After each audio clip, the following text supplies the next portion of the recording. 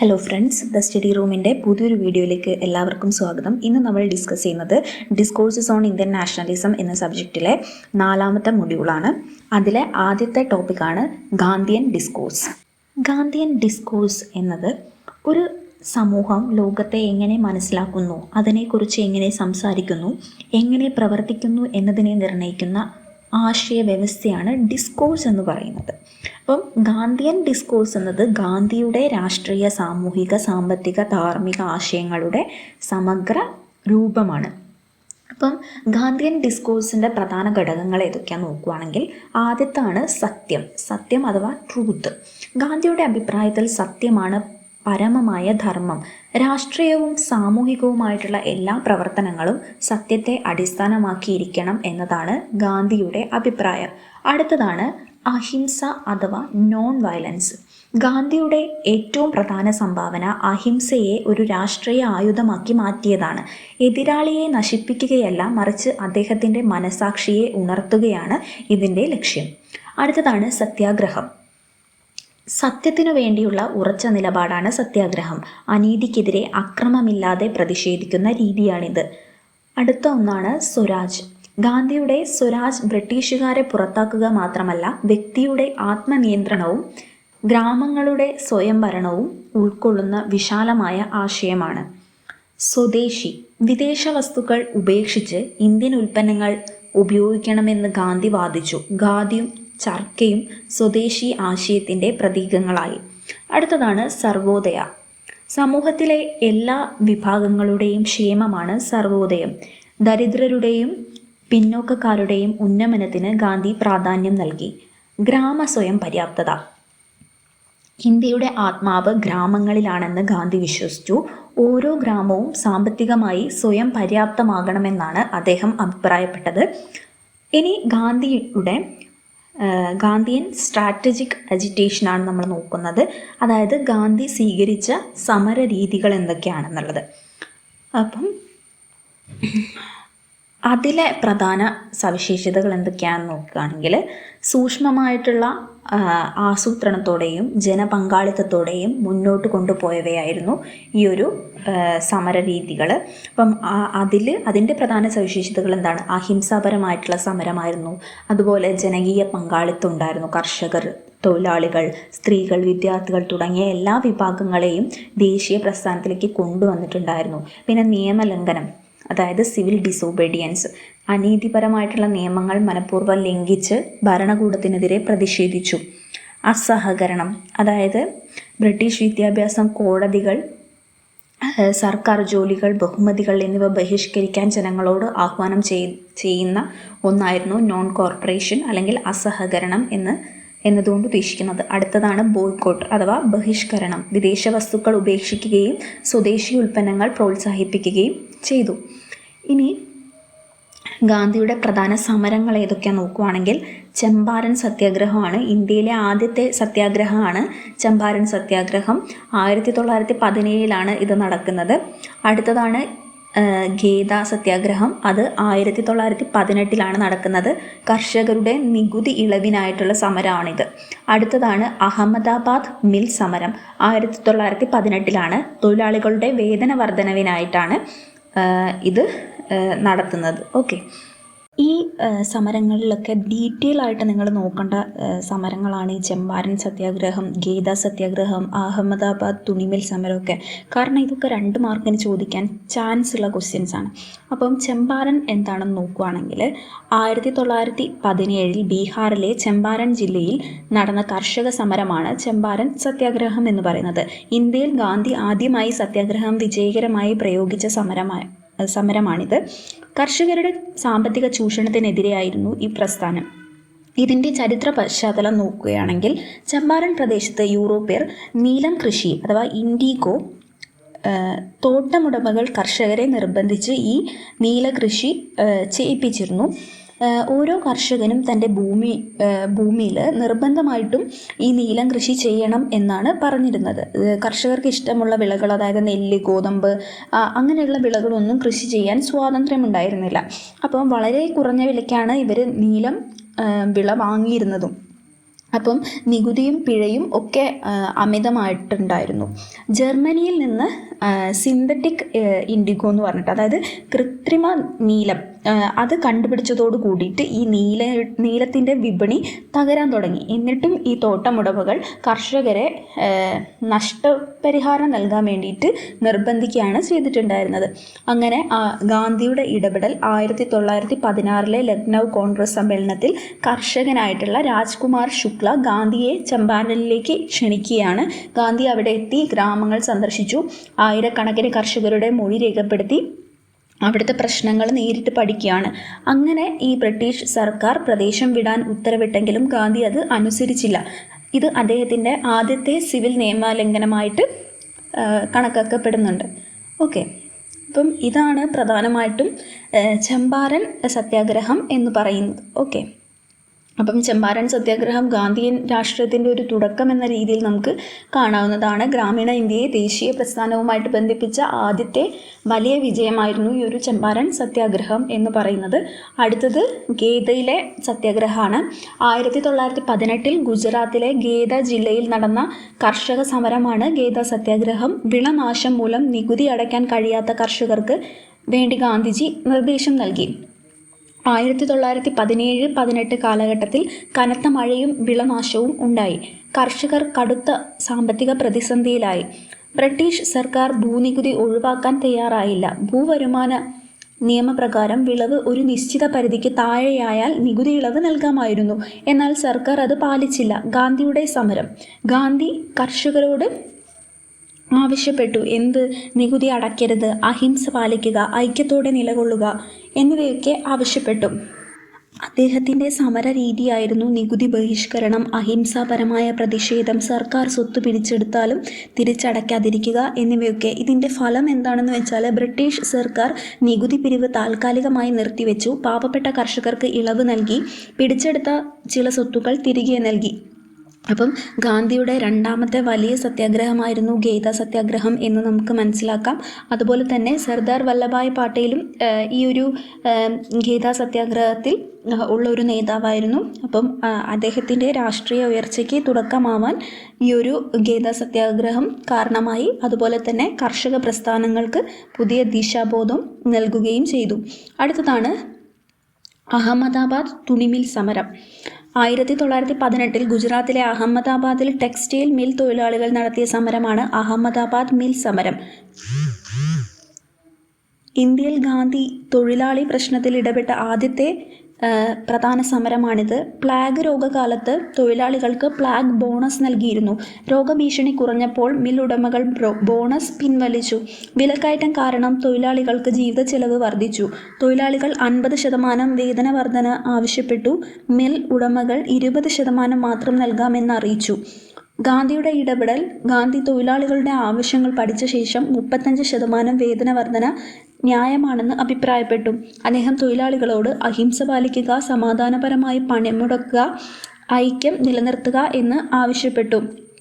സമരം നീണ്ടപ്പോൾ തൊഴിലാളികളുടെ ആത്മവിശ്വാസം വർദ്ധിപ്പിക്കാൻ ഗാന്ധി ഉപവാസം അഥവാ ഫാസ്റ്റ് ആരംഭിച്ചു. ഇതിൻ്റെ ഫലം എന്താണെന്ന് നോക്കുകയാണെങ്കിൽ തൊഴിലാളികളുടെ ആവശ്യങ്ങൾക്ക് അംഗീകാരം ലഭിച്ചു. ഗാന്ധിയുടെ അഹിംസയും ഉപവാസവും വിജയകരമായി ഉപയോഗിക്കപ്പെട്ടു. തൊഴിലാളി പ്രസ്ഥാനങ്ങൾക്ക് പുതിയ മാതൃക രൂപപ്പെട്ടു.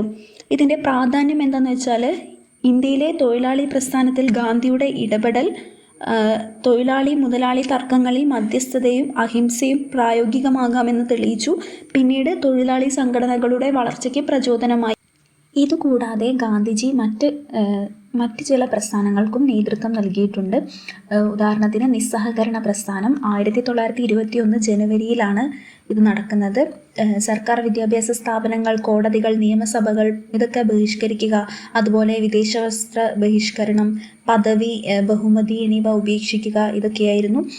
പിന്നീട് 1922 ഉത്തർപ്രദേശിൽ നടന്ന 22 പോലീസ് കൊല്ലപ്പെട്ട ചൗരി ചൗര സംഭവത്തോടു കൂടിയിട്ടാണ് ഇത് നിർത്തിവെക്കുന്നത്. അതുപോലെ തന്നെ സൈമൺ കമ്മീഷൻ്റെ വരവ് 1927 നവംബറിലാണ് അവർ വരുന്നത്. ഇന്ത്യക്ക് വേണ്ടി ഒരു ഭരണഘടന തയ്യാറാക്കുന്നതിനും ഔപചാരികമാക്കുന്നതിനുമായിട്ട് ബ്രിട്ടീഷ് പാർലമെൻറ്റ് അംഗങ്ങളെ മാത്രം ഉൾപ്പെടുത്തി ബ്രിട്ടീഷ് സർക്കാർ സൈമൺ കമ്മീഷൻ രൂപീകരിച്ചു. അങ്ങനെ രാജ്യത്തെ എല്ലാ സാമൂഹിക വിഭാഗവും ഇതിനെ നിരാകരിക്കുകയാണ് ചെയ്തിട്ടുണ്ടായിരുന്നത്. പിന്നെ മറ്റൊന്നാണ് സിവിൽ നിയമലംഘന പ്രസ്ഥാനം. അതുപോലെ തന്നെ ദണ്ഡി മാർച്ച് 1930 മാർച്ച് 12 ഉപ്പ് നിയമ ലംഘനമൊക്കെ നടക്കുന്നത്. അതുപോലെ തന്നെ ഗാന്ധി ഇർവിൻ ഉടമ്പടി 1931 ഇതിൽ ഓർഡിനൻസ് പിൻവലിക്കുക, അതുപോലെ തന്നെ തടവുകാരെ മോചിപ്പിക്കുക, പിന്നെ INC സർക്കാർ അതിൻ്റെ ഇടയിൽ ഒരു ഒത്തുതീർപ്പുണ്ടാക്കുക എന്നൊക്കെ ഉള്ളത്. അതുപോലെ തന്നെ സത്യാഗ്രഹി സ്വത്തുക്കൾ തിരികെ നൽകുക, ആവശ്യങ്ങൾ സ്വതന്ത്രമായിട്ട് നടപ്പിലാക്കുക, പിന്നെ ഉപ്പ് നിർമ്മിക്കാനുള്ള അവകാശം നൽകുക, ഇതൊക്കെയായിരുന്നു പ്രധാനമായിട്ടും ഗാന്ധി നടത്തിയ സമരങ്ങൾ. അപ്പം ഗാന്ധിയൻ ഡിസ്കോഴ്സസ് ചോദിക്കുകയാണെങ്കിൽ ഈ കാര്യങ്ങളൊക്കെ നമുക്ക് അതിൽ എഴുതാൻ സാധിക്കും. ഓക്കെ, ഈ മൊഡ്യൂളിലെ മറ്റൊരു ടോപ്പിക്കാണ് നെഹ്റുവിയൻ പ്രാക്ടീസ് എന്ന് പറയുന്നത്. ഇന്ത്യയുടെ ആദ്യ പ്രധാനമന്ത്രിയായ ജവഹർലാൽ നെഹ്റു സ്വതന്ത്ര ഇന്ത്യയുടെ രാഷ്ട്രീയ, സാമ്പത്തിക, സാമൂഹിക, ശാസ്ത്രീയ വികസനത്തിന് അടിത്തറ പാകിയ ഒരു നേതാവാണ്. അദ്ദേഹത്തിൻ്റെ ആശയങ്ങളും അവയെ ഭരണത്തിൽ പ്രാവർത്തികമാക്കിയ രീതിയുമാണ് നെഹ്റുവിയൻ പ്രാക്ടീസ് എന്നറിയപ്പെടുന്നത്.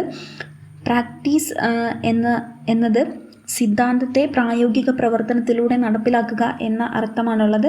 അതിനാൽ നെഹ്റുവിൻ്റെ സോഷ്യലിസ്റ്റ്, മതനിരപേക്ഷ, ജനാധിപത്യ, ശാസ്ത്രീയ ചിന്തകളെ രാഷ്ട്ര നിർമ്മാണത്തിലൂടെ യാഥാർത്ഥ്യമാക്കാനുള്ള ശ്രമങ്ങളെയാണ് നെഹ്റുവിയൻ പ്രാക്ടീസ് എന്ന് വിളിക്കുന്നത്. അദ്ദേഹത്തിൻ്റെ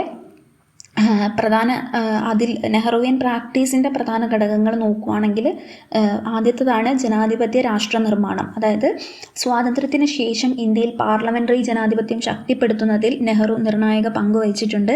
സ്വതന്ത്രവും നീതിയുക്തവുമായ തിരഞ്ഞെടുപ്പുകൾ, നിയമവാഴ്ച, സ്വതന്ത്ര നീതിന്യായ വ്യവസ്ഥ എന്നിവയ്ക്ക് അദ്ദേഹം പ്രാധാന്യം നൽകി. അടുത്തതാണ് സെക്യുലറിസം അഥവാ മതനിരപേക്ഷത. രാഷ്ട്രവും മതവും വേർതിരിച്ചുകൊണ്ട് എല്ലാ മതങ്ങൾക്കും തുല്യ പരിഗണന നൽകുന്ന മതനിരപേക്ഷ രാഷ്ട്രമാണ് ഇന്ത്യ ആകേണ്ടതെന്ന് നെഹ്റു വിശ്വസിച്ചു. മതത്തിൻ്റെ അടിസ്ഥാനത്തിൽ രാഷ്ട്രീയം നടത്തുന്നതിനെ അദ്ദേഹം എതിർത്തിരുന്നു. അടുത്തതാണ് സോഷ്യലിസ്റ്റ് സാമ്പത്തിക നയം. മുതലാളിത്തവും കമ്മ്യൂണിസവും തമ്മിലുള്ള മധ്യമാർഗമായ ഡെമോക്രാറ്റിക് സോഷ്യലിസമാണ് നെഹ്റു സ്വീകരിച്ചത്. ഇതിൻ്റെ ഭാഗമായി പഞ്ചവത്സര പദ്ധതികൾ ആരംഭിച്ചു. പൊതുമേഖലാ വ്യവസായങ്ങൾക്ക് പ്രാധാന്യം നൽകി. ഭാര വ്യവസായങ്ങളുടെ വികസനത്തിന് ഊന്നൽ നൽകി. ആസൂത്രിത സമ്പദ് വ്യവസ്ഥ നടപ്പിലാക്കി. അടുത്തതാണ് സയൻറ്റിഫിക് ടെമ്പർ അഥവാ ശാസ്ത്രീയ മനോഭാവം. രാജ്യത്തിൻ്റെ പുരോഗതിക്ക് ശാസ്ത്രീയ ചിന്ത അനിവാര്യമാണെന്ന് നെഹ്റു വിശ്വസിച്ചു. അതിനാൽ ഗവേഷണ സ്ഥാപനങ്ങൾ സ്ഥാപിച്ചു. ഉയർന്ന സാങ്കേതിക വിദ്യാഭ്യാസ സ്ഥാപനങ്ങൾ ആരംഭിച്ചു. ശാസ്ത്ര സാങ്കേതിക രംഗത്ത് വലിയ പ്രോത്സാഹനം നൽകി.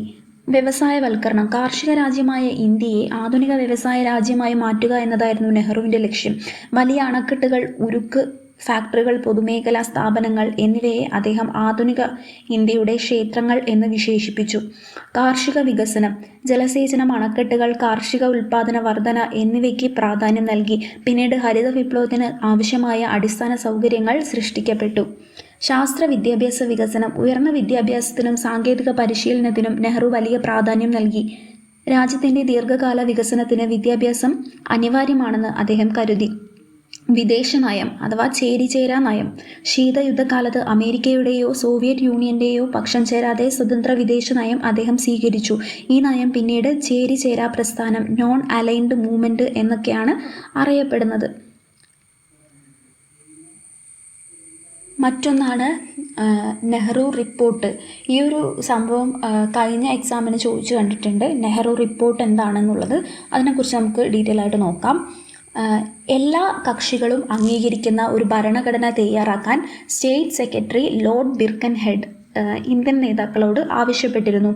1928 മെയ്യിൽ നടന്ന ഒരു സർവകക്ഷി യോഗത്തിൽ ഈ സമ്മേളനം ഒരു ഭരണഘടനാ പദ്ധതി തയ്യാറാക്കുന്നതിനായിട്ട് ഒരു കമ്മിറ്റിയെ നിയമിച്ചു. മോത്തിലാൽ നെഹ്റു അധ്യക്ഷനായ കമ്മിറ്റിയുടെ റിപ്പോർട്ടാണ് നെഹ്റു റിപ്പോർട്ട് എന്നറിയപ്പെടുന്നത്. ഇതിൻ്റെ പ്രധാന റെക്കമെൻഡേഷൻ എന്തൊക്കെയാണെന്ന് നോക്കുകയാണെങ്കിൽ ഇന്ത്യ ഭാഷാപരമായ പ്രവിശ്യകളുടെ ഒരു ഫെഡറേഷൻ ആയിരിക്കുന്ന ഒരു ഡൊമീനിയൻ പദവി ഉണ്ടായിരിക്കണം എന്ന് പറയുന്നുണ്ട്. അതുപോലെ കേന്ദ്രത്തിൽ അവശിഷ്ട അധികാരങ്ങൾ നൽകുന്ന ഒരു ഫെഡറൽ ഗവൺമെൻറ് ഇന്ത്യക്ക് ഉണ്ടായിരിക്കണം എന്ന് പറയുന്നു.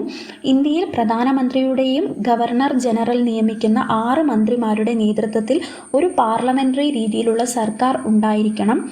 ദ്വിസഭ നിയമസഭ ഉണ്ടായിരിക്കണം. ഒരു സമുദായത്തിനും പ്രത്യേക നിയോജക മണ്ഡലം ഉണ്ടാകരുത് എന്നും പറയുന്നു. അതുപോലെ സാംസ്കാരിക ബഹുസ്വരതയുടെയും സമന്വയത്തിൻ്റെയും ആശയത്തിൽ നിന്ന് പ്രചോദനം ഉൾക്കൊണ്ട് ഇന്ത്യയുടെ അടിസ്ഥാന ഐക്യത്തിൻ്റെ വസ്തുനിഷ്ഠതയിൽ അദ്ദേഹം വിശ്വസിച്ചിരുന്നു. അതുപോലെ ദേശീയവാദി സ്വേച്ഛാധിപത്യത്തിനെതിരായിരുന്നു അദ്ദേഹം. ജനാധിപത്യത്തിൻ്റെ മഹത്തായ വക്താവായിരുന്നു നെഹ്റു. കൂടാതെ സോഷ്യലിസം എന്ന ആശയം സ്വകാര്യ സ്വത്തിൻ്റെ ഉന്മൂലനമായിരുന്നില്ല, മറിച്ച് ഇന്നത്തെ ലാഭവ്യവസ്ഥയെ സഹകരണ സേവനത്തിൻ്റെ ഉയർന്ന ആദർശത്താൽ മാറ്റിസ്ഥാപിക്കുക എന്ന ലക്ഷ്യമായിരുന്നു ഉണ്ടായിരുന്നത്. സോഷ്യലിസ്റ്റ് മാതൃകയ്ക്ക് വേണ്ടി നെഹ്റു വാദിച്ചിട്ടുണ്ട്. അതുപോലെ മുതലാളിത്ത മാതൃക തള്ളിക്കളഞ്ഞു. പകരം മിശ്ര സമ്പദ് വ്യവസ്ഥ എന്നൊരാശയമാണ് അദ്ദേഹം സ്വീകരിച്ചിട്ടുണ്ടായിരുന്നത്. അപ്പം ഇത്തരം കാര്യങ്ങളെല്ലാം ഈ നെഹ്റുവിൻ്റെ റിപ്പോർട്ടും അതുപോലെ നെഹ്റുവിയൻ പ്രാക്ടീസും നെഹ്റുവിനെ കുറിച്ച് എന്തൊക്കെയാണോ ചോദിക്കുന്നത് അതൊക്കെ ഇതിൽ എഴുതാൻ പറ്റുന്ന പോയിൻറ്റ്സാണ് ഞാനിപ്പം പറഞ്ഞു തന്നിട്ടുള്ളത്. ഓക്കെ, അടുത്തൊരു ടോപ്പിക്കാണ് സുഭാഷ് ചന്ദ്രബോസ്. സുഭാഷ് ചന്ദ്രബോസ് ഇന്ത്യൻ സ്വാതന്ത്ര്യ സമരത്തിലെ ഏറ്റവും ധീരനും വിപ്ലവാത്മകവുമായ നേതാക്കളിൽ ഒരാളാണ്.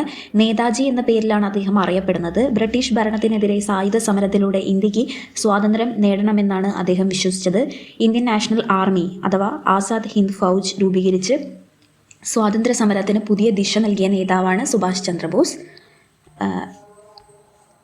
എന്നാൽ ഈ ഇന്ത്യൻ നാഷണൽ ആർമി ആദ്യം തന്നെ ക്യാപ്റ്റൻ മോഹൻ സിംഗ് ആണ് ഇത് നിർമ്മിക്കുന്നത്. പിന്നീടാണ് സുഭാഷ് ചന്ദ്രബോസ് ഇതിലേക്ക് വരുന്നത് എന്ന് നമ്മൾ പ്രത്യേകം മനസ്സിലാക്കണം.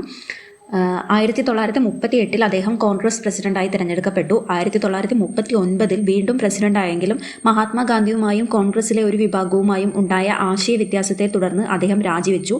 തുടർന്ന് ഫോർവേഡ് ബ്ലോക്ക് എന്ന രാഷ്ട്രീയ സംഘടന രൂപീകരിച്ചു. അദ്ദേഹത്തിൻ്റെ നിലപാട് സ്വാതന്ത്ര്യം ഉടൻ നേടാൻ ശക്തമായ സമരവും ആവശ്യമായാൽ സായുധ പോരാട്ടവും അനിവാര്യമാണെന്നതായിരുന്നു.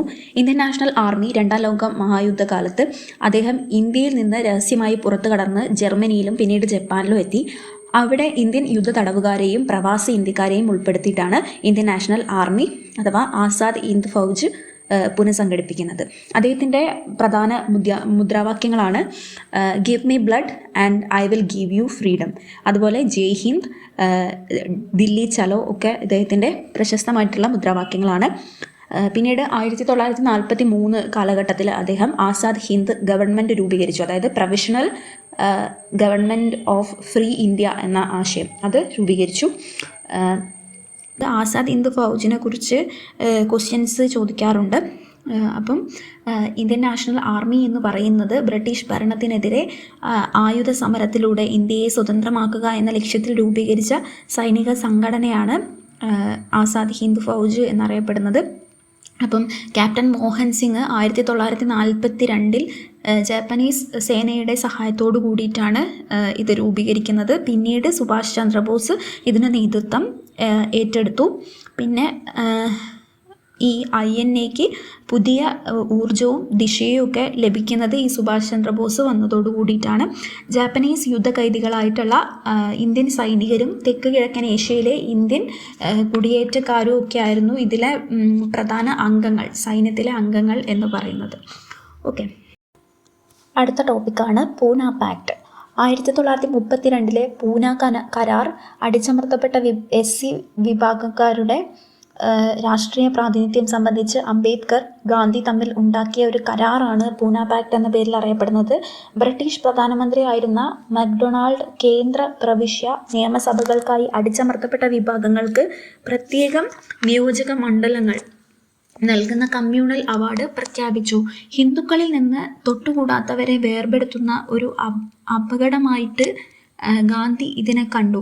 അംബേദ്കറും മറ്റ് അടിച്ചമർത്തപ്പെട്ട വിഭാഗ നേതാക്കളും ഈ അവാർഡിനെ സ്വാഗതം ചെയ്തിട്ടുണ്ടായിരുന്നു.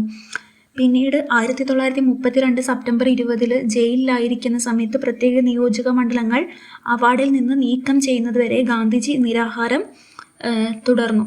പിന്നീട് ഒടുവിൽ ഗാന്ധി അംബേദ്കർ ഒരു കരാറിലെത്തുകയാണ് ചെയ്തത്. അത് പ്രത്യേക നിയോജക മണ്ഡലങ്ങൾ നിരാകരിച്ചു. പിന്നീട് ഈ കമ്മ്യൂണൽ അവാർഡ് അംഗീകരിക്കുന്നൊക്കെ ഉണ്ട്. അപ്പം ഈ ഒരു സംഭവത്തിനെയാണ് നമ്മൾ പൂന പാക്ട് എന്ന പേരിൽ അറിയപ്പെടുന്നത്. അടുത്ത ടോപ്പിക്കാണ് ഡോക്ടർ BR അംബേദ്കറിൻ്റെ ഇൻവെൻഷൻ.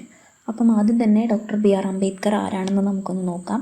ആധുനിക ഇന്ത്യയുടെ ഏറ്റവും മഹാനായ സാമൂഹ്യ പരിഷ്കർത്താക്കളിൽ ഒരാളും ഇന്ത്യൻ ഭരണഘടനയുടെ മുഖ്യ ശില്പിയും നിയമജ്ഞനും സാമ്പത്തിക ശാസ്ത്രജ്ഞനും രാഷ്ട്രീയ ചിന്തകനും ദളിത് വിമോചന പ്രസ്ഥാനത്തിൻ്റെ നേതാവുമായിരുന്നു അദ്ദേഹം.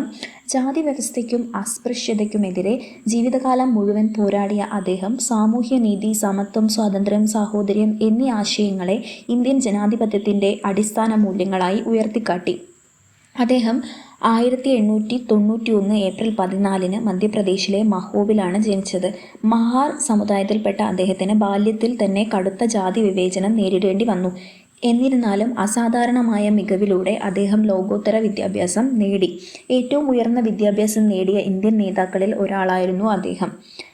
അംബേദ്കറുടെ ലക്ഷ്യം ദളിതരുടെ സാമൂഹിക, സാമ്പത്തിക, രാഷ്ട്രീയ മോചനമായിരുന്നു. അദ്ദേഹം സ്ഥാപിച്ച പ്രധാന സംഘടനകളാണ് ബഹിഷ്കൃത് ഹിതകാരിണി സഭ, 1924 ഇത് സ്ഥാപിച്ചത്. ദളിതരുടെ വിദ്യാഭ്യാസത്തിനും സാമൂഹിക ഉന്നമനത്തിനുമാണ് ഇത് സ്ഥാപിച്ചത്. അതുപോലെ തന്നെ ഇൻഡിപെൻഡൻറ്റ് ലേബർ പാർട്ടി 1936 സ്ഥാപിച്ചു. Scheduled castes federation 1942.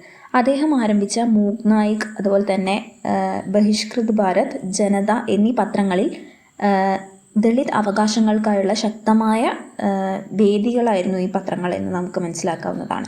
പിന്നെ അദ്ദേഹം നയിച്ച പ്രധാന സമരങ്ങളാണ് മഹാഡ് സത്യാഗ്രഹം. ഈ മഹാഡ് സത്യാഗ്രഹത്തെക്കുറിച്ച് 2 മാർക്കിനൊക്കെ ചോദിച്ചത് കണ്ടിട്ടുണ്ട്. അപ്പം മഹാഡ് സത്യാഗ്രഹം എന്ന് പറയുന്നത് 1927 ഈ സത്യാഗ്രഹം നടക്കുന്നത്. മഹാരാഷ്ട്രയിലെ മഹാഡിലെ പൊതുകുളത്തിൽ നിന്ന് ദളിതർക്കും വെള്ളമെടുക്കാനുള്ള അവകാശത്തിനായുള്ള സമരമായിരുന്നു ഇത്. അസ്പൃശ്യതയ്ക്കെതിരായ ചരിത്രപ്രധാനമായ പോരാട്ടമായി ഇത് വിലയിരുത്തപ്പെടുന്നുണ്ട്.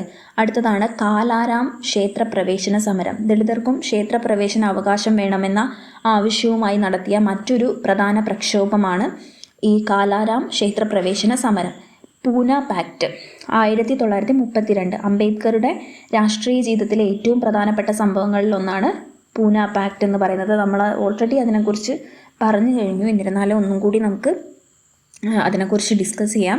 1932 ബ്രിട്ടീഷ് പ്രധാനമന്ത്രി റാംസേ മക്ഡൊണാൾഡ് പ്രഖ്യാപിച്ച കമ്മ്യൂണൽ അവാർഡ് പ്രകാരം ദളിതർക്ക് പ്രത്യേക തിരഞ്ഞെടുപ്പ് മണ്ഡലങ്ങൾ അനുവദിക്കാനായിരുന്നു തീരുമാനം. അംബേദ്കർ ഇതിനെ പിന്തുണച്ചു. കാരണം ദളിതർക്ക് സ്വതന്ത്രമായിട്ടുള്ള രാഷ്ട്രീയ ശബ്ദം ലഭിക്കുമായിരുന്നു എന്നതായിരുന്നു അദ്ദേഹത്തിൻ്റെ വിശ്വാസം. എന്നാൽ മഹാത്മാഗാന്ധി ഈ തീരുമാനത്തെ ശക്തമായി എതിർത്തു. ഹിന്ദു സമൂഹം വിഭജിക്കപ്പെടുമെന്ന ആശങ്ക ചൂണ്ടിക്കാട്ടി അദ്ദേഹം യെരവട ജയിലിൽ നിരാഹാര സമരം ആരംഭിച്ചു. പിന്നീട് 1932 സെപ്റ്റംബർ 24 ഗാന്ധിയും അംബേദ്കറും തമ്മിൽ പൂന പാക്ട് ഒപ്പുവെക്കുകയാണ് ചെയ്തിട്ടുണ്ടായിരുന്നത്. ഇതിൻ്റെ പ്രധാന വ്യവസ്ഥകൾ നോക്കുകയാണെങ്കിൽ പ്രത്യേക തിരഞ്ഞെടുപ്പ് മണ്ഡലങ്ങൾ ഒഴിവാക്കി പകരം സംയുക്ത തിരഞ്ഞെടുപ്പിൽ പട്ടികജാതിക്കാർക്ക് സംവരണം അനുവദിച്ചു. പ്രവിശ്യ നിയമസഭകളിൽ പട്ടികജാതിക്കാർക്ക് കൂടുതൽ സീറ്റുകൾ നൽകി. വിദ്യാഭ്യാസത്തിനും തൊഴിലവസരങ്ങൾക്കും കൂടുതൽ സംരക്ഷണം ഉറപ്പാക്കാൻ ധാരണയായി.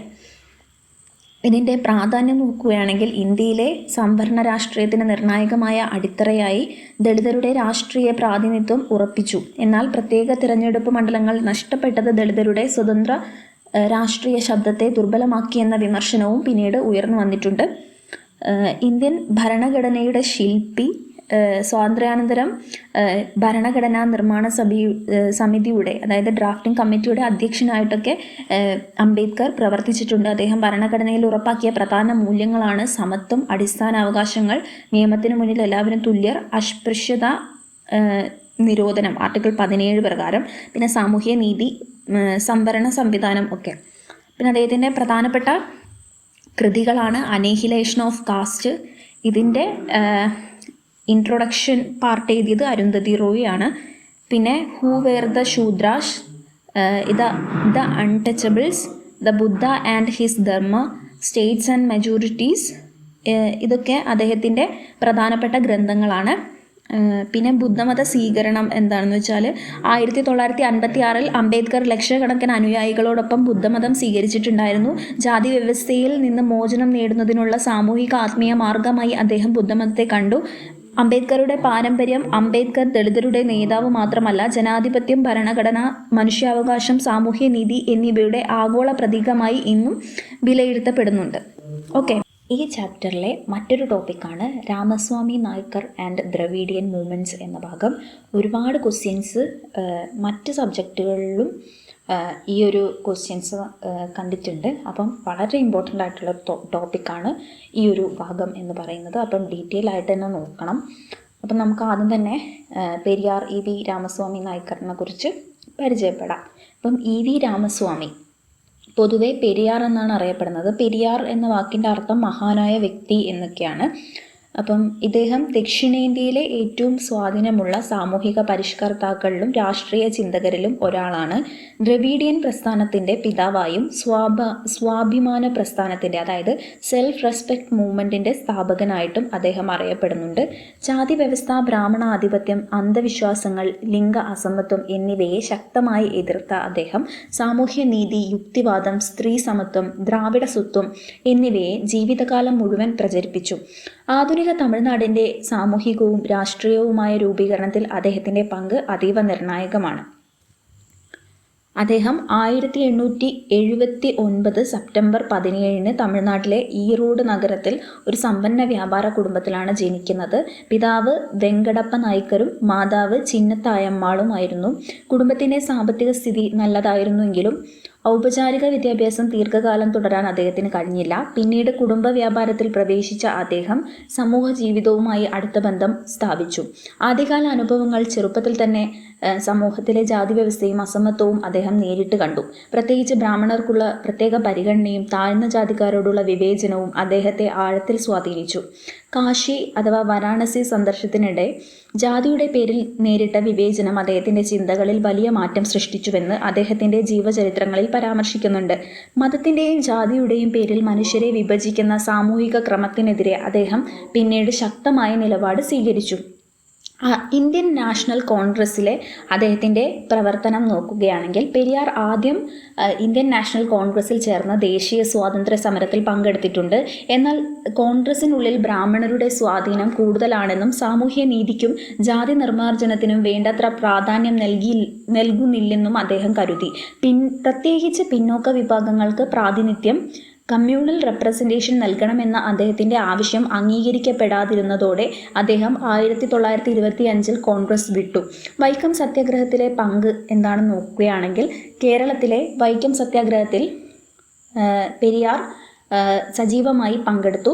ക്ഷേത്രത്തിന് ചുറ്റുമുള്ള പൊതുവഴിയിലൂടെ എല്ലാ ജാതിക്കാർക്കും സഞ്ചരിക്കാനുള്ള അവകാശം ആവശ്യപ്പെട്ടായിരുന്നു ഈ സമരം.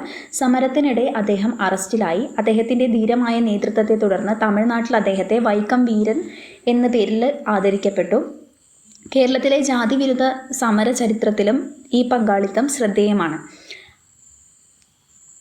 സ്വാഭിമാന പ്രസ്ഥാനം അഥവാ self respect movement 1925 Periyar self respect movement ആരംഭിച്ചു. ഇത് അദ്ദേഹത്തിൻ്റെ ഏറ്റവും വലിയ സാമൂഹിക സംഭാവനയായി കണക്കാക്കപ്പെടുന്നു. ഇതിൻ്റെ പ്രധാന ലക്ഷ്യങ്ങൾ ജാതി വ്യവസ്ഥ ഇല്ലാതാക്കുക, ബ്രാഹ്മണ പുരോഹിതാധിപത്യം അവസാനിപ്പിക്കുക, സ്ത്രീകൾക്ക് സമാന അവകാശങ്ങൾ നൽകുക, യുക്തിവാദ ചിന്ത വളർത്തുക, മത അന്ധവിശ്വാസങ്ങൾ ഇല്ലാതാക്കുക, സ്വാഭിമാന വിവാഹങ്ങൾ പുരോഹിതന്മാരില്ലാതെ ജാതിഭേദമില്ലാതെ നടത്തുന്ന വിവാഹങ്ങളാണ് സ്വാഭിമാന വിവാഹങ്ങൾ എന്ന് പറയുന്നത്, അതിനെ പ്രോത്സാഹിപ്പിക്കുക എന്നിവയായിരുന്നു. ഈ പ്രസ്ഥാനം തമിഴ് സമൂഹത്തിൽ വലിയ ഭൗതികവും സാമൂഹികവുമായ മാറ്റങ്ങൾക്ക് വഴിയൊരുക്കിയിട്ടുണ്ട്.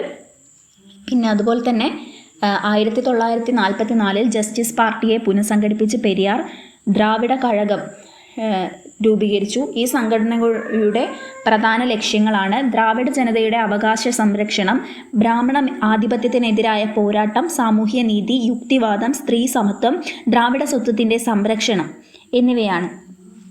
പിന്നെ അതുപോലെ തന്നെ പെരിയാർ തിരഞ്ഞെടുപ്പ് രാഷ്ട്രീയത്തിൽ പങ്കെടുക്കുന്നതിനേക്കാൾ സാമൂഹിക മാറ്റത്തിനാണ് അദ്ദേഹം കൂടുതൽ പ്രാധാന്യം നൽകിയിരുന്നത്. അദ്ദേഹത്തിൻ്റെ പ്രധാന ആശയങ്ങളിലൊന്നാണ് യുക്തിവാദം അഥവാ റാഷണലിസം. പെരിയാർ വിശ്വസിച്ചത് സമൂഹം വിശ്വാസങ്ങളെ അന്ധമായി പിന്തുടരാതെ യുക്തിയും ശാസ്ത്രീയ ചിന്തയും അടിസ്ഥാനമാക്കി മുന്നേറണമെന്നാണ്. അതുകൊണ്ടാണ് അദ്ദേഹം അന്ധവിശ്വാസങ്ങളെയും അനാചാരങ്ങളെയും ശക്തമായി വിമർശിച്ചത്. ജാതി വിരുദ്ധ നിലപാട്. ജാതി വ്യവസ്ഥ മനുഷ്യ സമത്വത്തിന് ഏറ്റവും വലിയ തടസ്സമാണെന്ന് അദ്ദേഹം കരുതി. ജനനം ഒരാളുടെ സാമൂഹിക സ്ഥാനത്തെ നിർണ്ണയിക്കരുതെന്നും എല്ലാ മനുഷ്യരും തുല്യരാണെന്നും അദ്ദേഹം വാദിച്ചു. ബ്രാഹ്മണാധിപത്യത്തിനെതിരായ വിമർശനം. ബ്രാഹ്മണ സമൂഹത്തിലെ എല്ലാ വ്യക്തികളെയും എതിർക്കുകയല്ല, മറിച്ച് ബ്രാഹ്മണ മേൽക്കോയ്മയെ ന്യായീകരിക്കുന്ന സാമൂഹിക സംവിധാനത്തെയാണ് അദ്ദേഹം വിമർശിച്ചതെന്ന് അദ്ദേഹത്തിൻ്റെ അനുയായികൾ വിശദീകരിക്കുന്നു. എന്നാൽ അദ്ദേഹത്തിൻ്റെ ഭാഷയും പ്രചാരണ രീതിയും ചിലപ്പോൾ കടുത്ത വിമർശനങ്ങൾക്ക് ഇടയാക്കിയിട്ടുണ്ട്. സ്ത്രീ വിമോചനം. പെരിയാർ തൻ്റെ കാലഘട്ടത്തെ അപേക്ഷിച്ച് വളരെ പുരോഗമനപരമായ ആശയങ്ങൾ മുന്നോട്ട് വെച്ചു. അദ്ദേഹം പിന്തുണച്ചത് സ്ത്രീ വിവാഹം, സ്ത്രീകളുടെ സ്വത്തവകാശം, വിധവാ വിവാഹം, വിവാഹമോചനം, കുടുംബാസൂത്രണം, സ്ത്രീകളുടെ സാമ്പത്തിക സ്വാതന്ത്ര്യം, സ്ത്രീകളെ പുരുഷന്മാർക്ക് തുല്യരായി കാണണമെന്നതായിരുന്നു അദ്ദേഹത്തിൻ്റെ നിലപാട്. മതത്തെക്കുറിച്ചുള്ള അദ്ദേഹത്തിൻ്റെ നിലപാട്. മതം മനുഷ്യരെ ജാതിയുടെ പേരിൽ വിഭജിക്കുകയും അസമത്വം നിലനിർത്തുകയും ചെയ്യുമ്പോൾ അതിനെ വിമർശിക്കണമെന്നായിരുന്നു അദ്ദേഹത്തിൻ്റെ അഭിപ്രായം. പ്രത്യേകിച്ച് ഹിന്ദു മതത്തിലെ ജാതി വ്യവസ്ഥയെ ന്യായീകരിക്കുന്ന ആചാരങ്ങളെയും പുരാണങ്ങളെയും അദ്ദേഹം ശക്തമായി വിമർശിച്ചിട്ടുണ്ട്. ദ്രവീഡിയൻ മൂവ്മെൻറ്റിനെ കുറിച്ചിട്ടാണ് പറയുന്നത്. ദക്ഷിണേന്ത്യൻ സാമൂഹിക രാഷ്ട്രീയ ചരിത്രത്തിലെ ഏറ്റവും ശക്തമായ നവോത്ഥാന പ്രസ്ഥാനങ്ങളിലൊന്നാണ് ദ്രവീഡിയൻ മൂവ്മെൻറ്റ്. ജാതി വ്യവസ്ഥ, ബ്രാഹ്മണ ആധിപത്യം, സാമൂഹിക അസമത്വം, ഭാഷാപരമായ വിവേചനം, സ്ത്രീകളുടെ പിന്നോക്കാവസ്ഥ എന്നിവയ്ക്കെതിരെ ഉയർന്നു വന്ന ഒരു പ്രസ്ഥാനമാണിത്. തമിഴ്നാടിൻ്റെ രാഷ്ട്രീയത്തെയും സംസ്കാരത്തെയും സാമൂഹിക ജീവിതത്തെയും ഇത് ആഴത്തിൽ സ്വാധീനിച്ചിട്ടുണ്ട്. സാമൂഹ്യ നീതി, യുക്തിവാദം, സ്വാഭിമാനം, ഭാഷാപരമായ സ്വത്വം, സ്ത്രീ സമത്വം, സംവരണ നയം എന്നിവയാണ് ഈ പ്രസ്ഥാനത്തിൻ്റെ അടിസ്ഥാന ആശയങ്ങൾ. ഇപ്പോൾ ദ്രവീഡിയൻ ആശയത്തിൻ്റെ ഉത്ഭവം അഥവാ ഒറിജിൻ ഓഫ് ദ ദ്രവീഡിയൻ ഐഡിയനെ കുറിച്ച് നമുക്കൊന്ന് ജസ്റ്റ് ഒന്ന് നോക്കാം. ദ്രാവിഡ എന്ന പദം പുരാതന ഇന്ത്യൻ ഗ്രന്ഥങ്ങളിൽ തന്നെ കാണാമെങ്കിലും ആധുനിക കാലത്ത് ഈ ആശയത്തിന് ശാസ്ത്രീയ അടിത്തറ നൽകിയ വ്യക്തിയാണ് റോബർട്ട് കാൾഡ്വെൽ. 1856 പ്രസിദ്ധീകരിച്ച A comparative grammar of the Dravidian or south Indian family of languages എന്ന ഗ്രന്ഥത്തിലൂടെ തമിഴ്, തെലുങ്ക്, കന്നഡ, മലയാളം തുടങ്ങിയ ഭാഷകൾ ഇൻഡോ ആര്യൻ ഭാഷകളിൽ നിന്ന് വ്യത്യസ്തമായ ഒരു ഭാഷാ കുടുംബമാണെന്ന് അദ്ദേഹം സ്ഥാപിച്ചു. ഈ പഠനം പിന്നീട് ദ്രാവിഡ ജനതയ്ക്ക് ഒരു പ്രത്യേക സാംസ്കാരിക ഭാഷാപരമായ വ്യക്തിത്വം നൽകുന്ന രാഷ്ട്രീയ ആശയമായി വളർന്നു.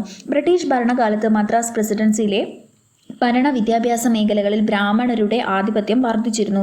വിദ്യാഭ്യാസം, സർക്കാർ ജോലി, അധികാര സ്ഥാപനങ്ങൾ എന്നിവയിൽ ബ്രാഹ്മണരുടെ സാന്നിധ്യം കൂടുതലായപ്പോൾ മറ്റ് ജാതികളിൽ അസന്തോഷം വളർന്നു. ഈ സാമൂഹിക പശ്ചാത്തലമാണ് ദ്രവീഡിയൻ പ്രസ്ഥാനത്തിൻ്റെ അടിത്തറയായി പറയുന്നത്. 19-ാം നൂറ്റാണ്ടിൻ്റെ അവസാനത്തിലും 20-ാം നൂറ്റാണ്ടിൻ്റെ തുടക്കത്തിലും തമിഴ്നാട്ടിൽ സാമൂഹിക അസമത്വം വളരെ രൂക്ഷമായിരുന്നു. ബ്രാഹ്മണ ആധിപത്യം, ജാതി വ്യവസ്ഥ, വിദ്യാഭ്യാസത്തിലെ അസമത്വം, സർക്കാർ ജോലികളിലെ വിവേചനം, സ്ത്രീകളുടെ അവകാശ നിഷേധം, താഴ്ന്ന ജാതിക്കാരുടെ സാമൂഹിക പുറന്തള്ളൽ ഇവയെല്ലാം ചേർന്നാണ് ബ്രാഹ്മണേതര ജനവിഭാഗങ്ങളിൽ പ്രതിഷേധം ശക്തിപ്പെട്ടത്. 1916 രൂപീകരിക്കപ്പെട്ട സൗത്ത് ഇന്ത്യൻ ലിബറൽ ഫെഡറേഷൻ, പൊതുവെ ജസ്റ്റിസ് പാർട്ടി എന്നറിയപ്പെട്ട സംഘടനയാണ് ദ്രവീഡിയൻ രാഷ്ട്രീയത്തിൻ്റെ ആദ്യ സംഘടിത രൂപം. പിന്നീട് ഈ പ്രസ്ഥാനത്തിന് സാമൂഹികവും ആശയപരവുമായിട്ടുള്ള ദിശ നൽകിയത് EV രാമസ്വാമി ആയിരുന്നു. ജസ്റ്റിസ് പാർട്ടി 1916 രൂപീകരിക്കപ്പെട്ട ജസ്റ്റിസ് പാർട്ടിയുടെ പ്രധാന ലക്ഷ്യങ്ങൾ ബ്രാഹ്മണ ആധിപത്യത്തിനെതിരെ പ്രവർത്തിക്കുക, സർക്കാർ ജോലികളിൽ ബ്രാഹ്മണേതർക്കും അവസരം ഉറപ്പാക്കുക, വിദ്യാഭ്യാസത്തിൽ സമത്വം ഉറപ്പാക്കുക, സാമൂഹ്യ നീതി നടപ്പിലാക്കുക. 1921 മദ്രാസ് പ്രസിഡൻസി സർക്കാർ കൊണ്ടുവന്ന ഇന്ത്യയിലെ സംവരണ നയത്തിൻ്റെ ആദ്യഘട്ടങ്ങളിൽ ഒന്നായിട്ട് ഇത് കണക്കാക്കപ്പെടുന്നുണ്ട്. സ്വാഭിമാന പ്രസ്ഥാനം, ഈ ഒരു ക്വസ്റ്റ്യൻ എപ്പോഴും ചോദിക്കുന്നതാണ്. ഞാൻ ഒരുപാട് പറഞ്ഞു കഴിഞ്ഞു, എന്നിരുന്നാലും ഒന്നും കൂടി നോക്കാം. 1925 EV രാമസ്വാമി ആരംഭിച്ച സെൽഫ് റെസ്പെക്ട് മൂവ്മെൻറ്റ് ദ്രവീഡിയൻ പ്രസ്ഥാനത്തിൻ്റെ ഏറ്റവും പ്രധാന ഘട്ടമാണ്. ഈ പ്രസ്ഥാനത്തിൻ്റെ ലക്ഷ്യങ്ങൾ ജാതി വ്യവസ്ഥ ഇല്ലാതാക്കുക, ബ്രാഹ്മണ പുരോഹിത ആധിപത്യം അവസാനിപ്പിക്കുക, യുക്തിവാദം പ്രചരിപ്പിക്കുക, സ്ത്രീകൾക്ക് സമത്വം നൽകുക, സ്വാഭിമാന വിവാഹത്തെ പ്രോത്സാഹിപ്പിക്കുക, അതുപോലെ തന്നെ മത അന്ധവിശ്വാസങ്ങൾ അവസാനിപ്പിക്കുക എന്നൊക്കെയുള്ളതാണ്.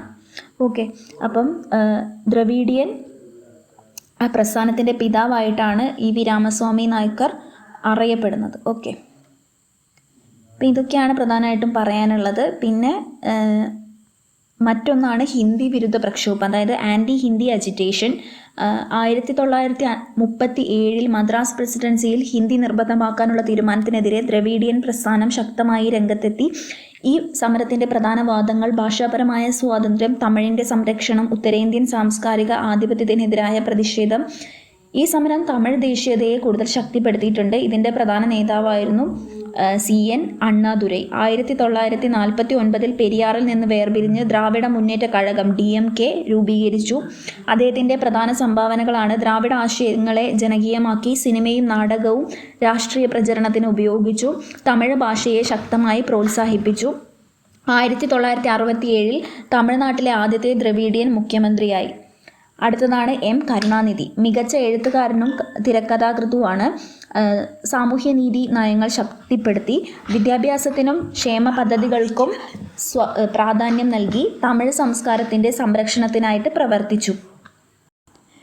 പെരിയാർ EV രാമസ്വാമിയുടെ നേതൃത്വത്തിൽ ആരംഭിച്ച ഈ ഒരു ആശയധാര, അതായത് DK എന്ന് പറയുന്ന അതിനെ അണ്ണാദുരൈ, കരുണാനിധി, അതുപോലെ തന്നെ MG രാമചന്ദ്രൻ, ജയലളിത തുടങ്ങിയ നേതാക്കൾ വിവിധ രീതികളിൽ വികസിപ്പിച്ചിട്ടുണ്ടായിരുന്നു. ഇന്നും തമിഴ്നാട്ടിലെ രാഷ്ട്രീയത്തെയും സാമൂഹിക നയങ്ങളെയും മനസ്സിലാക്കാൻ ദ്രവീഡിയൻ പ്രസ്ഥാനത്തിൻ്റെ ചരിത്രവും ആശയങ്ങളും അനിവാര്യമായിട്ടുള്ള ഒരു പഠന വിഷയമായിട്ടാണ് തുടരുന്നത്. ഓക്കെ, ഈ ചാപ്റ്ററിലെ മറ്റൊരു ടോപ്പിക്കാണ് ദ ഐഡിയ ഓഫ് ഐക്യ കേരളം അഥവാ ഐക്യ കേരളം എന്ന ആശയം. ഐക്യ കേരളം എന്നത് മലയാളം സംസാരിക്കുന്ന ജനങ്ങളെ ഒരു ഭരണഘടനാപരമായ സംസ്ഥാനത്തിന് കീഴിൽ ഏകീകരിക്കുക എന്ന രാഷ്ട്രീയ സാംസ്കാരിക ആശയമാണ്. സ്വാതന്ത്ര്യത്തിന് മുൻപ് ഇന്നത്തെ കേരളം 3 വ്യത്യസ്ത ഭരണ പ്രദേശങ്ങളായി വിഭജിക്കപ്പെട്ടിരുന്നു. വടക്കൻ മലബാർ ബ്രിട്ടീഷ് മദ്രാസ് പ്രസിഡൻസിയുടെ ഭാഗവും തെക്കൻ ഭാഗങ്ങൾ തിരുവിതാംകൂർ, കൊച്ചി എന്നീ നാട്ടുരാജ്യങ്ങളുമായിരുന്നു. ഈ വിഭജനം മലയാളികളുടെ ഭാഷാപരവും സാംസ്കാരികവുമായ ഐക്യത്തിന് തടസ്സമായി. അതിനാൽ ഭാഷയെ അടിസ്ഥാനമാക്കി ഒരു ഏകീകൃത കേരള സംസ്ഥാനം രൂപീകരിക്കണമെന്ന ആശയമാണ് ഐക്യ കേരളം. ബ്രിട്ടീഷുകാരുടെ ഭരണകാലത്ത് കേരളം ഒരൊറ്റ ഭരണ സംവിധാനമായിരുന്നില്ല. മലബാർ മദ്രാസ് പ്രസിഡൻസിയുടെ ഭാഗമായിരുന്നു. തിരുവിതാംകൂർ ഒരു നാട്ടുരാജ്യമായിരുന്നു. കൊച്ചിയും ഒരു നാട്ടുരാജ്യമായിരുന്നു. ഈ 3 പ്രദേശങ്ങളിലും ഭരണ സംവിധാനം, നിയമങ്ങൾ, വിദ്യാഭ്യാസം, നികുതി, ഭരണരീതി എന്നിവ വ്യത്യസ്തമായിരുന്നു. എന്നാൽ ഭാഷ, സാഹിത്യം, സംസ്കാരം, ആചാരങ്ങൾ എന്നിവ മലയാളിയുടെ പൊതു പൈതൃകമായിരുന്നു. ഈ സാഹചര്യമാണ് ഐക്യ കേരളം എന്ന ആശയത്തിന് ശക്തി പകർന്നത്. ഐക്യ കേരളം എന്ന ആശയത്തിൻ്റെ വളർച്ച നോക്കുകയാണെങ്കിൽ 19-ാം നൂറ്റാണ്ടിൻ്റെ അവസാനത്തിൽ 20-ാം നൂറ്റാണ്ടിൻ്റെ തുടക്കത്തിലും മലയാള ഭാഷയും സാഹിത്യവും ശക്തമായി വളർന്നു. പത്രങ്ങൾ, മാസികകൾ, സാമൂഹിക നവോത്ഥാന പ്രസ്ഥാനങ്ങൾ എന്നിവ മലയാളികൾക്കിടയിൽ പൊതുവായ ഒരു ദേശീയബോധം സൃഷ്ടിച്ചു. സാമൂഹിക നവോത്ഥാന നേതാക്കളായ ശ്രീനാരായണ ഗുരു, അയ്യങ്കാളി, ചട്ടമ്പിസ്വാമികൾ എന്നിവരുടെ പ്രവർത്തനങ്ങളും കേരള സമൂഹത്തിൽ സമത്വബോധവും ഐക്യബോധവും വളർത്തി. മലയാളി മെമ്മോറിയലും ദേശീയബോധവും. 1891 മലയാളി മെമ്മോറിയൽ മലയാളികൾക്ക് ഭരണത്തിൽ കൂടുതൽ പ്രാതിനിധ്യം വേണമെന്ന ആവശ്യം മുന്നോട്ടുവെച്ചു. ഇത് ഐക്യകേരള പ്രസ്ഥാനത്തിൻ്റെ ആദ്യകാല രാഷ്ട്രീയ മുന്നേറ്റങ്ങളിൽ ഒന്നായി കണക്കാക്കപ്പെടുന്നു. തുടർന്ന് സാഹിത്യ പ്രസ്ഥാനങ്ങളും സാമൂഹിക സംഘടനകളും മലയാളികളുടെ ഭാഷാപരമായ ഐക്യം ശക്തിപ്പെടുത്തി. ഇന്ത്യൻ ദേശീയ പ്രസ്ഥാനവും ഐക്യ കേരളവും. ഇന്ത്യൻ ദേശീയ പ്രസ്ഥാനം ശക്തിപ്പെട്ടതോടെ ഭാഷാടിസ്ഥാനത്തിൽ സംസ്ഥാനങ്ങൾ രൂപീകരിക്കണമെന്ന ആവശ്യം വളർന്നു. ഇന്ത്യൻ ദേശീയ കോൺഗ്രസും ഭാഷാപരമായ പ്രവിശ്യകളുടെ രൂപീകരണത്തെ അനുകൂലിച്ചിരുന്നു. 1920 കോൺഗ്രസ് പുനഃസംഘടനയിൽ ഭാഷയെ അടിസ്ഥാനമാക്കി പ്രാദേശിക കോൺഗ്രസ് കമ്മിറ്റികൾ രൂപീകരിച്ചതും ഈ ആശയത്തിന് ശക്തി നൽകി. ഐക്യ കേരള പ്രസ്ഥാനം. 1930കളിലും 40കളിലും ഐക്യ കേരളത്തിനായി സംഘടിത പ്രസ്ഥാനങ്ങൾ ആരംഭിച്ചു. 1947 സ്വാതന്ത്ര്യം ലഭിച്ച ശേഷം ഈ ആവശ്യം കൂടുതൽ ശക്തമായി. 1949 തിരുവിതാംകൂറും കൊച്ചിയും ചേർന്ന് തിരുക്കൊച്ചി സംസ്ഥാനം നിലവിൽ വന്നു. എന്നാൽ മലബാർ ഇപ്പോഴും മദ്രാസ് സംസ്ഥാനത്തിൻ്റെ ഭാഗമായിരുന്നു. അതിനാൽ മലബാറിനെയും തിരുക്കൊച്ചിയെയും ഒന്നിപ്പിച്ച് കേരളം രൂപീകരിക്കണമെന്ന ആവശ്യം ശക്തമായി ഉയർന്നു. ഭാഷാ അടിസ്ഥാനത്തിലുള്ള സംസ്ഥാന പുനഃസംഘടന.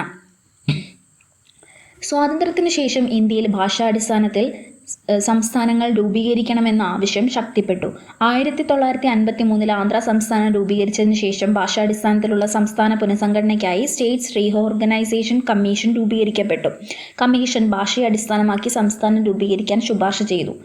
കേരള സംസ്ഥാന രൂപീകരണം 1956 നവംബർ 1 സ്റ്റേറ്റ്സ് റീഓർഗനൈസേഷൻ ആക്ട് പ്രകാരം മലബാർ ജില്ല, തിരുക്കൊച്ചി സംസ്ഥാനം അഥവാ കാസർഗോഡ്, ദക്ഷിണ കന്നഡയുടെ ഭാഗം എന്നിവ ചേർത്ത് കേരള സംസ്ഥാനം രൂപീകരിക്കപ്പെട്ടു. അതേസമയം തമിഴ് ഭൂരിപക്ഷ പ്രദേശമായ കന്യാകുമാരി തമിഴ്നാടിനോട് ചേർത്തു. ഐക്യ കേരളത്തിൻ്റെ പ്രാധാന്യം എന്ന് നോക്കുകയാണെങ്കിൽ മലയാളികളുടെ ഭാഷാപരമായ ഐക്യം ഉറപ്പിച്ചു, ഭരണ സംവിധാനം ഏകീകരിക്കപ്പെട്ടു, വിദ്യാഭ്യാസ സാമൂഹിക സാമ്പത്തിക വികസനത്തിന് ഏകീകൃത നയങ്ങൾ രൂപപ്പെട്ടു, മലയാള ഭാഷയ്ക്കും സാഹിത്യത്തിനും കൂടുതൽ പ്രോത്സാഹനം ലഭിച്ചു, കേരളത്തിൻ്റെ പ്രത്യേക സാംസ്കാരിക സ്വത്വം ശക്തിപ്പെട്ടു.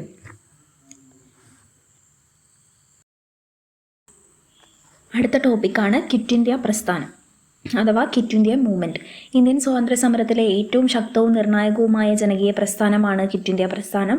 1942 ഓഗസ്റ്റ് 8 ബോംബെയിൽ ചേർന്ന അഖിലേന്ത്യാ കോൺഗ്രസ് കമ്മിറ്റി യോഗത്തിലാണ് ഈ പ്രസ്ഥാനം പ്രഖ്യാപിച്ചത്.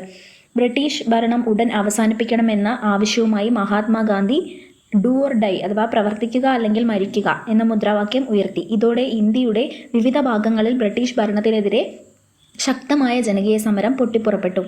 ഇതിൻ്റെ ചരിത്ര പശ്ചാത്തലം നോക്കുകയാണെങ്കിൽ 1939 രണ്ടാം ലോക മഹായുദ്ധം ആരംഭിച്ചപ്പോൾ ഇന്ത്യയെ യാതൊരു കൂടിയാലോചനയും കൂടാതെ ബ്രിട്ടീഷ് സർക്കാർ യുദ്ധത്തിൽ പങ്കെടുപ്പിച്ചു. ഇന്ത്യൻ നേതാക്കൾ ഇതിനെ ശക്തമായി എതിർത്തു. മറ്റൊന്നാണ് 1942 ബ്രിട്ടീഷ് സർക്കാർ ഇന്ത്യയുടെ പിന്തുണ നേടാൻ സ്റ്റഫോർഡ് ക്രിപ്സ് നയിച്ച ക്രിപ്സ് മിഷൻ അയച്ചത്. എന്നാൽ യഥാർത്ഥ അധികാര കൈമാറ്റത്തിന് വ്യക്തമായ ഉറപ്പ് നൽകാത്തതിനാൽ കോൺഗ്രസ് ഈ നിർദ്ദേശങ്ങൾ നിരസിച്ചു. ക്രിപ്സ് മിഷന്റെ പരാജയത്തോടെ ബ്രിട്ടീഷുകാരെ ഇന്ത്യ വിട്ടു പോകാൻ നിർബന്ധിതരാക്കണമെന്ന് കോൺഗ്രസ് തീരുമാനിച്ചു. ക്വിറ്റ് ഇന്ത്യ പ്രസ്ഥാനത്തിൻ്റെ പ്രധാന കാരണങ്ങൾ നോക്കുകയാണെങ്കിൽ ഒന്ന് ക്രിപ്സ് മിഷന്റെ പരാജയം തന്നെയാണ്. സ്വാതന്ത്ര്യത്തെക്കുറിച്ച് വ്യക്തമായ ഉറപ്പ് നൽകാത്തത് ഇന്ത്യൻ ജനതയെ നിരാശരാക്കി. അടുത്തത് രണ്ടാം ലോക മഹായുദ്ധമാണ്. ഇന്ത്യയുടെ വിഭവങ്ങളും മനുഷ്യശേഷിയും ബ്രിട്ടൻ യുദ്ധത്തിനായി ഉപയോഗിച്ചു. ജനങ്ങൾക്ക് വലിയ സാമ്പത്തിക ബുദ്ധിമുട്ടുകൾ ഉണ്ടായി. അടുത്തത് ബ്രിട്ടീഷ് അടിച്ചമർത്തലാണ്. ദേശീയ നേതാക്കളെ അറസ്റ്റ് ചെയ്യുകയും രാഷ്ട്രീയ സ്വാതന്ത്ര്യം നിയന്ത്രിക്കുകയും ചെയ്തു. മറ്റൊന്ന് പൂർണ്ണ സ്വാതന്ത്ര്യത്തിനായുള്ള ആവശ്യം. ഇന്ത്യക്ക് ഇനി സ്വാതന്ത്ര്യം വൈകാൻ പാടില്ലെന്ന പൊതുവികാരം ശക്തമായി.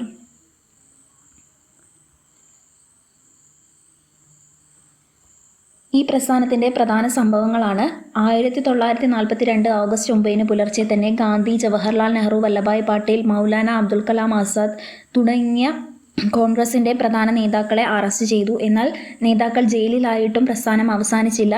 രാജ്യത്തിൻ്റെ വിവിധ ഭാഗങ്ങളിൽ വിദ്യാർത്ഥികൾ, തൊഴിലാളികൾ, കർഷകർ, സ്ത്രീകൾ എന്നിവർ സ്വമേധയാ സമരത്തിൽ പങ്കെടുത്തു.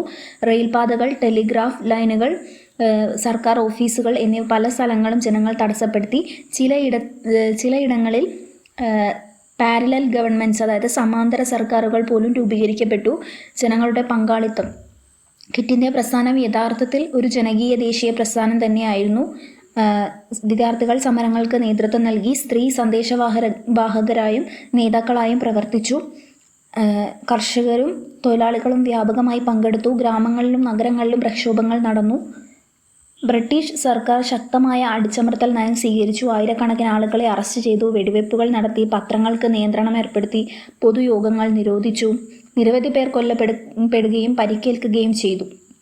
എന്നാൽ ഇന്ത്യയുടെ സ്വാതന്ത്ര്യ സമരം അവസാന ഘട്ടത്തിലേക്ക് പ്രവേശിച്ച ഒന്നായിരുന്നു ഈ ക്വിറ്റ് ഇന്ത്യ സമരത്തിലൂടെ. അതുപോലെ തന്നെ ബ്രിട്ടീഷുകാർക്ക് ഇന്ത്യയെ ദീർഘകാലം ഭരിക്കാൻ കഴിയില്ലെന്ന് ഈ ഒരു പ്രസ്ഥാനം കൊണ്ട് വ്യക്തമായി.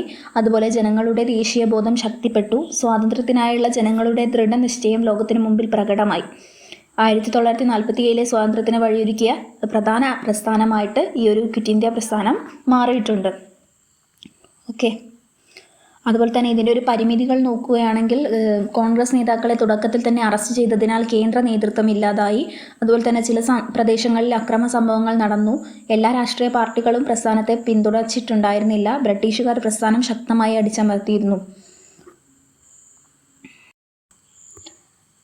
പാർട്ടീഷൻ അഥവാ വിഭജനം.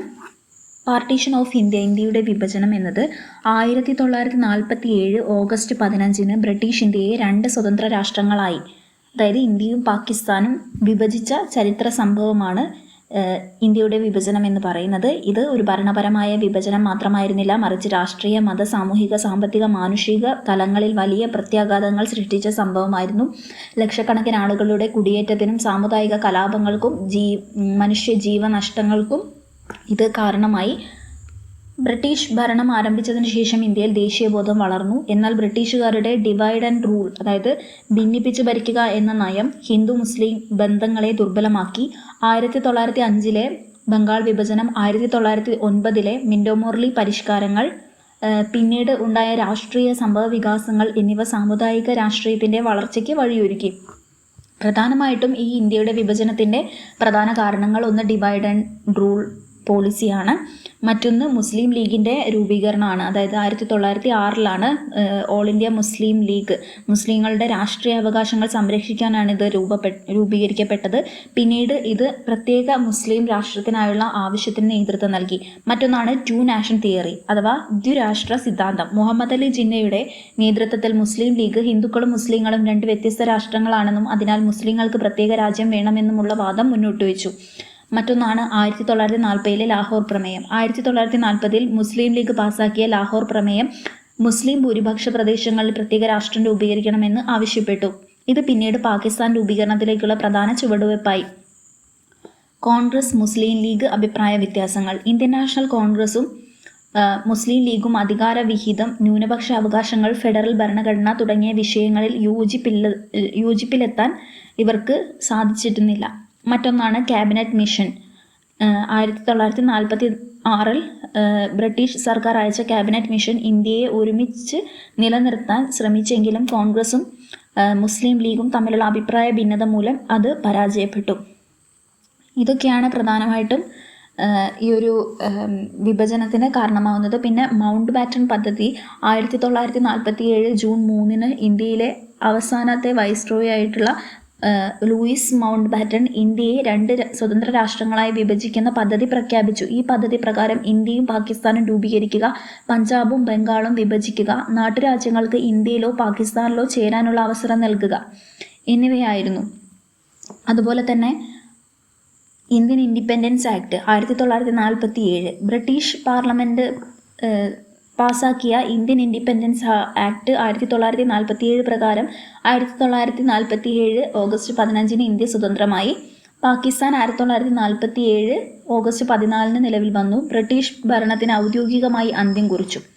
വിഭജനത്തിൻ്റെ പ്രത്യാഘാതങ്ങൾ എന്തൊക്കെയാണെന്ന് നോക്കുകയാണെങ്കിൽ വൻ കുടിയേറ്റം, അതായത് ചരിത്രത്തിലെ ഏറ്റവും വലിയ ജനകീയ കുടിയേറ്റങ്ങളിൽ ഒന്നാണ് നടന്നത്. ഏകദേശം 1.4 മുതൽ 1.8 കോടി വരെ ആളുകൾ അതിർത്തികൾ കടന്ന് കുടിയേറി.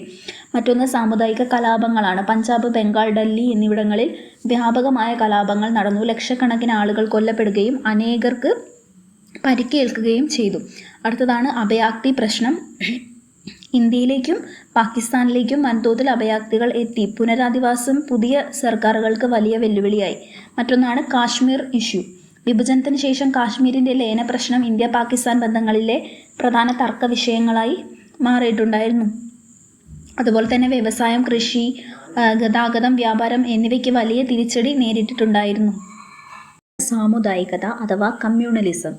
കമ്മ്യൂണലിസം എന്നത് ഒരു മതവിഭാഗത്തിൻ്റെ താൽപ്പര്യങ്ങളെ മറ്റെല്ലാ സാമൂഹിക ദേശീയ താൽപ്പര്യങ്ങളെക്കാളും ഉയർത്തിക്കാണിക്കുകയും വിവിധ മതവിഭാഗങ്ങൾ തമ്മിലുള്ള ബന്ധത്തെ സഹകരണത്തിൻ്റെ അടിസ്ഥാനത്തിലല്ല മറിച്ച് സംഘർഷത്തിൻ്റെയും മത്സരത്തിൻ്റെയും അടിസ്ഥാനത്തിൽ കാണുകയും ചെയ്യുന്ന ഒരു രാഷ്ട്രീയ സാമൂഹിക ആശയമാണ്.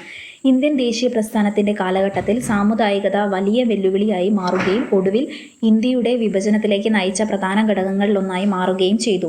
സാമുദായികതയുടെ അർത്ഥം സാമുദായികത മതവിശ്വാസം മാത്രമല്ല, ഒരു മതസമൂഹത്തിന് പ്രത്യേക രാഷ്ട്രീയവും സാമൂഹികവും സാമ്പത്തികവുമായ താൽപ്പര്യങ്ങളുണ്ടെന്നും അവ മറ്റ് സമൂഹങ്ങളുടെ താൽപ്പര്യങ്ങളുമായി സ്വാഭാവികമായി ഏറ്റുമുട്ടുന്നതാണെന്നും വിശ്വസിക്കുന്ന ആശയമാണ്.